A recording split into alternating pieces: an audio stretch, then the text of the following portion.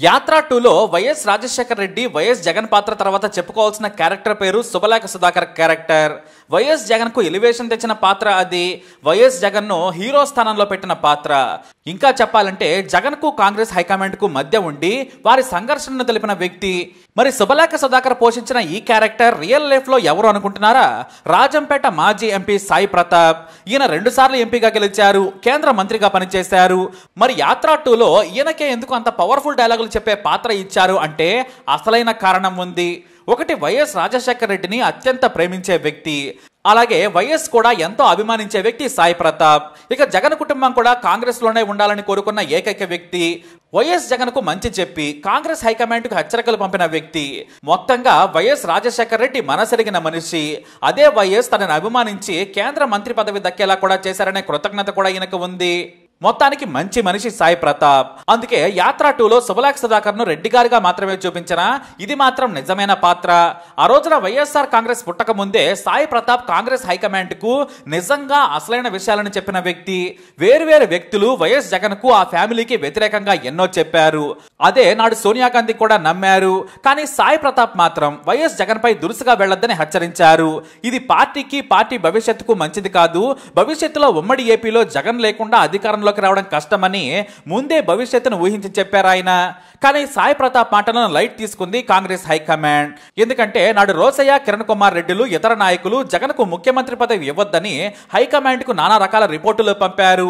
పైగా సీనియర్లంతా కూడా తాము జగన్ కింద పనిచేయమని తేల్చి చెప్పేశారు. పైగా తెలంగాణ ఉద్యమం వంకతో జగన్ అడ్డుపుల్ల వేశారు. ఎవరైతే జగన్ సీఎం కావాలని సంతకాలు పెట్టారో వారంతా కూడా రివర్స్ అయ్యారు. అప్పుడు నాడు కాంగ్రెస్ చీఫ్ గా ఉన్న సోనియా గాంధీ వారు చెప్పిన మాట విన్నారు. అయినా కూడా మరో విషయంలో జగన్ కు వ్యతిరేకంగా రిపోర్టులు పంపారు. అదే ఓదార్పు యాత్ర. జగన్ ను ఓదార్పు యాత్ర చేయనివ్వద్దని చెప్పారు. అతను గాని ఓదార్పు యాత్ర చేస్తే కాంగ్రెస్ ని చీల్చేస్తాడు, ఆదిలోనే అడ్డుకట్ట వేయాలని చెప్పుకొచ్చారు. దీంతో సోనియా గాంధీ వెంటనే వైఎస్ జగన్ కుటుంబాన్ని ఢిల్లీకి ఆహ్వానించారు. కేంద్ర మంత్రి పదవి లేదా రాష్ట్ర మంత్రి పదవి ఏది కావాలంటే అది తీసుకో, కానీ యాత్ర మాత్రం చేయొద్దని హెచ్చరించారు. అప్పుడే ఎంపీగా కేంద్ర మంత్రిగా ఉన్న సాయి ప్రతాప్ రంగంలోకి దిగారు. మేడం, ఎవరో మీకు కావాలని ఏదేదో చెబుతున్నారు, వారెవరో నాకు తెలియదు, కానీ జగన్ ను తక్కువ అంచనా వేయొద్దు, మంచి నాయకుడిని మిస్ చేసుకోవద్దు. చిన్నవాడే కానీ చాలా తెలివైన వ్యక్తి, తండ్రి మాదిరిగానే పార్టీ కోసం కష్టపడతాడు, మీరు కఠినంగా వ్యవహరించొద్దు అని చెప్పారు. సోనియా గాంధీ సరేనన్నారు. ఇక ఇదే విషయాన్ని జగన్ కు చేరవేశారు సాయి ప్రతాప్. తొందరపడద్దు, నువ్వు చాలా చిన్నవాడివి, మంచి రాజకీయ భవిష్యత్తు ఉంది, జాతీయ పార్టీలో ఉంటే మేలు, వైఎస్ ఎన్నో ఏళ్లు కష్టపడితే కానీ సీఎం పీఠం దక్కలేదని చెప్పారు.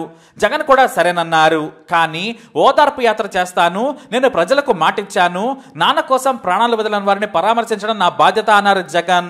దీంతో జగన్ కు ఓదార్పు యాత్ర చేసే ఛాన్స్ ఇవ్వాలని సాయి ప్రతాప్ కోరారు. కానీ ఇతరుల మాట విన్న సోనియా నో చెప్పారు. కానీ జగన్ మాత్రం తాను ఓదార్పు యాత్ర చేసి తీరుతానని ప్రకటన కూడా చేసేశారు.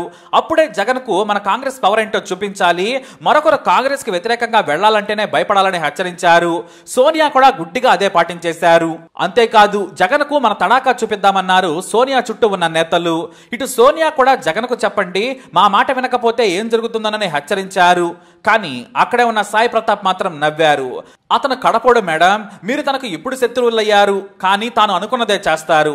చివరకు మాట కోసం తాను నాశనమైపోతానని తెలిసినా సరే వెనక్కి మాత్రం తగ్గడని సోనియాకు చెప్పి బయటకు వచ్చారట సాయి ప్రతాప్.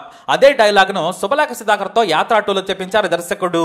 ఇక నిజంగా సాయి ప్రతాప్ నాడు సోనియాతో ఏవైతే చర్చలు జరిగాయో అవన్నీ కూడా జగన్ కు చెప్పేవారు. జగన్ గురించి సోనియాకు చెప్పేవారు మంచిగానే. జగన్ కాంగ్రెస్ లో ఉండాలని కోరుకున్న వ్యక్తి ఆయన. కానీ అప్పటికే జగన్ మీద కఠినంగా సోనియా వెళ్లిపోయారు. ఇక జగన్ కూడా బయటకు వచ్చి వైసీపీ పార్టీని ఏర్పాటు చేశారు. మరోవైపు వైఎస్ కుటుంబాన్ని చీల్చి వివేకానంద రెడ్డికి మంత్రి పదవి ఇవ్వడం కూడా జగన్ కు ఆగ్రహం తెప్పించింది. అలా కుటుంబం చీల్చారని జగన్ కు కోపం పెరిగింది. తాను ఇచ్చిన మాట ప్రకారమే ఓదార్పు యాత్ర చేశారు. చివరకు కేసులను కూడా ఎదుర్కొన్నారు. నిజమైన కడపోడని నిరూపించుకున్నారు జగన్. తనను నాశనం చేస్తారని తెలిసినా కూడా జగన్ ఏమాత్రం భయపడలేదు. మాటిచ్చాను, కష్టం దేవుడు చూసుకుంటాడులే అన్నారు జగన్. అయితే సోనియా జగన్ మధ్యవర్తిత్వంలో ఓడిపోయాడు సాయి ప్రతాప్. సోనియా గాంధీ కూడా ఓడిపోయింది. చివరకు జగన్ గెలిచాడు. అయితే సోనియాతో తన గురించి చెప్పి తన మంచితనం కోరుకున్న సాయి ప్రతాప్ అంటే జగన్ కు గౌరవం. అన్నా, మీరు నాతో రావాలని కోరినా ఆయన నో చెప్పారు. నేను రాలేను, కానీ నువ్వు ఎదగాలని కోరుకుంటున్నానని చెప్పారు సాయి ప్రతాప్. అలా వైఎస్ మీద అభిమానంతో జగన్ ను చివరి వరకు కాంగ్రెస్ లోనే ఉండాలనుకున్న ఏకైక వ్యక్తి సాయి ప్రతాప్. అందుకే యాత్ర 2 సినిమాలో వైఎస్ జగన్ గెలిచిన తర్వాత ఓ వాయిస్ వినిపిస్తోంది. 40 ఏళ్ల రాజకీయ చరిత్ర ఉన్న వాళ్ళు, గొప్ప పదవుల్లో ఉండి శాసించిన వారు కూడా తమ కొడుకులను గెలిపించుకోలేకపోయారు. కానీ నువ్వు గెలిపించుకున్నావయ్యా రాజశేఖర, నువ్వు గెలిపించుకున్నావు, ఇది నీ విజయమే అంటూ కీర్తిస్తాడు సినిమాలో శుభలేఖ సుధాకర్. కానీ ఆ మాట వెనుకున్నది సాయి ప్రతాప్. అయితే కాంగ్రెస్ ని వీడిన సాయి ప్రతాప్ టీడీపీలో చేరారు. కానీ తన ఆలోచనలు, పనితీరు, హుందాతనంతో ఆ పార్టీలో ఎమడలేక మళ్ళీ కాంగ్రెస్ కూటికే వచ్చారు. 100% నాడు జగన్ మంచి కోరిన వ్యక్తి. కాంగ్రెస్ కూడా ఉమ్మడి ఏపీలో చచ్చిపోకూడదని కోరుకున్న వ్యక్తిగా ఆయన హుందాగానే నిలబడ్డారు. మొత్తానికి వైసీపీ పార్టీ అలా పుట్టింది. మరి సాయి ప్రతాప్ క్యారెక్టర్ని శుభలేఖ సుధాకర్ గారు అద్భుతంగా చేశారు. మరి దీనిపై మీ అభిప్రాయం ఏంటి? కమెంట్ ద్వారా తెలియజేయండి. వీడియో లైక్ చేయండి, షేర్ చేయండి, మా ఛానల్ని సబ్స్క్రైబ్ చేసుకోండి.